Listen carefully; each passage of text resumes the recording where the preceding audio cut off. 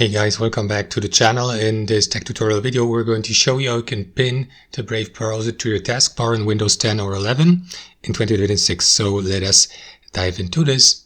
Open up the Brave browser on your device, on your desktop computer, and there are two ways how you can do this, guys. You may, for example, use the traditional approach, and here on your Windows operating system simply right click into the Brave browser app at the bottom on your taskbar and select Pin to Taskbar. Of course, it will be displayed in your operating system's interface language. That's option number one. Option number two, guys, you simply navigate to your browser settings in Opera, click into these three lines here, select Settings, and inside your settings navigate to Get Started. And here under the new tab here under Get Started, of course, you will see this option Pin to Taskbar. Click into it, and it will have the same effect as pinning it to your taskbar here at the bottom, guys. That's it. Hope you enjoyed it, got some value from it, and we'll catch you later.